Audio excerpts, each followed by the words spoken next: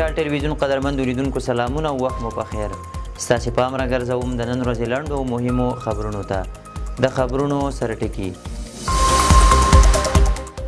هیواد کې انټرنیټي او مخابراتي خدمات بیرته پیل شول.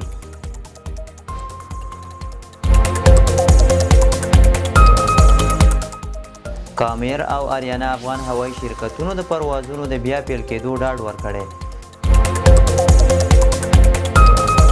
حماس د ټرمپ لخوا د بې وسله کېدو له شرط سره مخالفت اعلان کړ.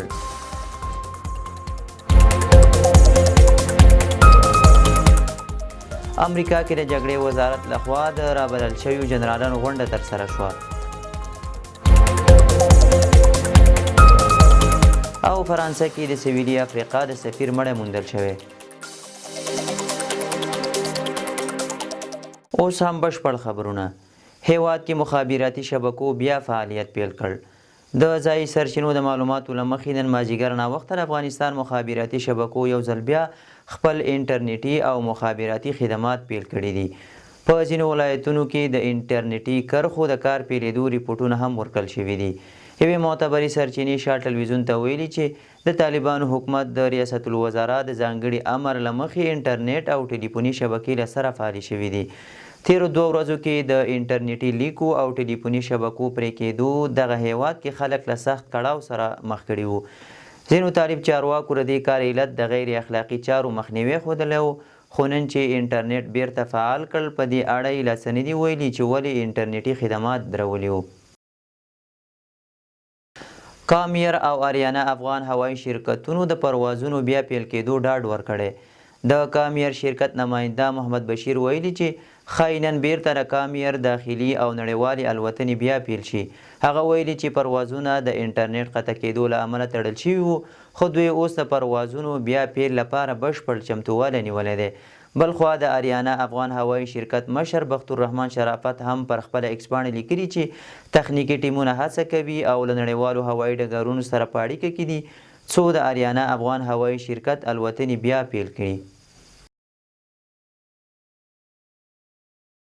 حماس د ټرمپ لخوا د بې وسله کېدو له شرط سره مخالفت اعلان کړ.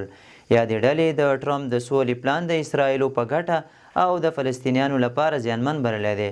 د حماس رسنیو دفتر ویلي چې بې وسلې کېدل د منلو وړ نه دي او داسې ډول شرط به په هیڅ صورت ونه منل شي.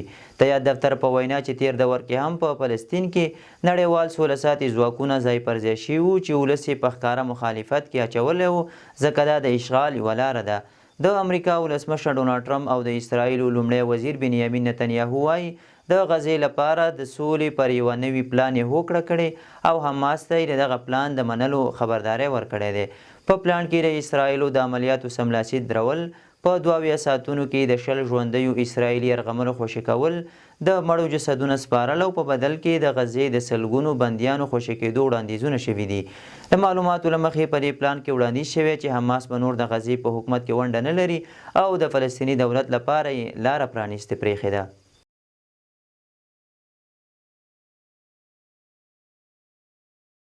امریکا کې د جګړې وزارت لخوا د رابلل شویو جنرالانو غونډه ترسره شوه.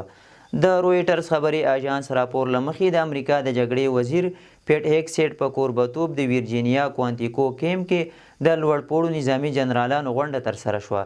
د راپور له مخې دغه غونډه کې چې شاوخوا 800 لوړپوړو پوځي چارواکو او مشاورینو ګډون کړی و، ټینګار پر دې و چې د پوځ په لیکو کې اصلاحات رامنځته شي. پیټ هیګسیټ وویل چې دفاع وزارت به له دې وروسته د جنګ وزارت په نوم یادیږي. د هغه په وینا د پوځ اصلي ماموریت جګړه او بریا ده، نه یوازې دفاع. هغه زیاته کړه چې د بې ګټې تعلیمي پروګرامونو پر ځای باید په واقعي ډګرونو کې تمرکز وشي. د غونډې له اعلان سره سم یو شمېر امریکایان اندېښمن وو چې د دې بیړنۍ راټولونې شاته ښایي په لوړه کچه پالیسۍ او یا هم پوځي لیکو کې بدلون وي. د بودیجې پر سر د جنجال له امله د امریکا فدرالي حکومت معطل شو. امریکا فدرالي حکومت د بودیجې د لنډمهالې طرحې پر سر د جمهوري پالو او ډیموکراتانو د جنجال په پایله کې معطل شو. د سپینې ماڼۍ د بودیجې او مدیریت دفتر په یوه اعلامیه کې د حکومت تړل کېدل تایید کړل او ډیموکراتان یې د دغه کړکېچ مسؤل وبلل. د شخړې اصلي ټکی دا دی چې ډیموکراتان غواړي په بودیجه کې د عامه روغتیایي بیمې لپاره فدرالي مرستې ځای پر ځای شي، خو ټرمپ او جمهوریت پالان له دې غوښتنې سره مخالفت کوي او پر دیموکراتانو د حکومت د فلج کېدلو تور لګوي. دا د ولسمشر ډونالډ ټرمپ د دویمې دورې په جریان کې د حکومت لومړنی ځل ماتل کېدل دي او تر اوسه نه ده معلومه چې څومره به دوام وکړي. د یاد اختلاف له امله امریکا کې دولتي ادارې بند دي، شاوخوا 750,000 کارکوونکي رخصت او دولتي خدمات بند شول. بریتانیا د ایران اتومي پروګرام سره تړاو لرونکي له 70 څخه زیات کسان او سازمانونه تحریم کړل. بریتانیا د ایران د اتومي پروګرام په پراختیا کې د دې هیواد څخه باندې 70 کسان او سازمانونه د هغوی د رول له امله تحریم کړل. پر دې نوملړ کې د ایران د اصلي بانکونو او د تیلو او غازو د ډیرو صنایعو نومونه شامل دي. د بریتانیا دولت اعلان وکړ چې مالی بنسټونه د ایران د انرژي شرکتونه او همدارنګه ځینې شخصیتونه او بنسټونه چې د ایران د اتومي پروګرام په اسانه کولو کې رول درلود د تحریم شویو افرادو او سازمانونو په منځ کې شامل دي. دغه اقدام د بریتانیا، فرانسې او جرمني په ګډه پریکړه ترسره شوې ترڅو د ماشه میکانیزم فعال او پر ایران د ملګرو ملتونو تحریمونه بیا وروګرځول شي. بلخوا ایران بیا د ماشه میکانیزم بندیزونه غندلي او د یو اړخیز اقدام بللی. فرانسه کې د سویلي افریقا د سفیر جسد موندل شوی. فرانسه کې د سویلي افریقا د سفیر جسد د دې هیواد پلازمینې پاریس د پورت مایو سیمې د یوه هوټل مخې ته موندل شوی دی. د فرانسوي رسنیو د راپورونو له مخې ته 50 کلن امانویل میتوه د هوټل له 22م پوړ څخه غورځېدلی دی. د راپورونو له مخې نوموړی له دوشنبې ورځې راهیسې لا درکه و او میرمنې د پیدا کولو په اړه پولیسو ته معلومات ورکړي وو. د پاریس محکمې اعلان کړی چې د هغه د مړینې په اړه رسمي پلټنې روانې دي او یوه قاضي د څېړنې په موخه د پیښې ځای ته تللی دی.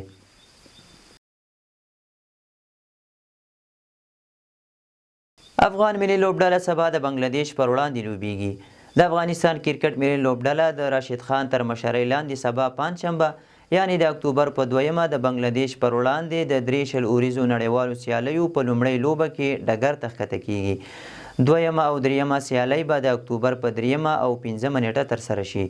د شارجې کرکټ لوبغالي کوربتوب کوونکي دغه سیالۍ د اتصالات جام په نوم ترسره کیږي. د افغانستان کرکټ بورډ مینوالو ته بلنه ورکړې چې لوبغالي ته ورشي او د خپلې ملي لوبډلې اتلان له نږدې وهڅوي. د شال ټلویزیون قدرمن لیدونکو دا د دې مهال لړ مهم خبرونه. تر بیا ښه وخت.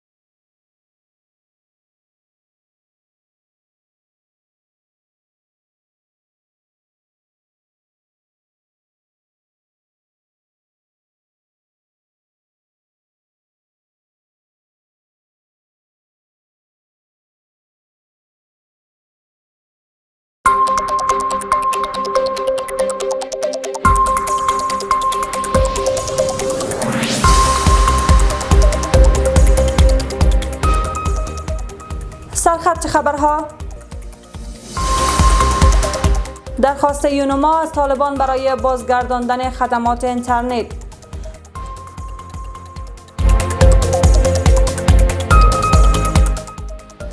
اختلال پروازها پس از قطع اینترنت.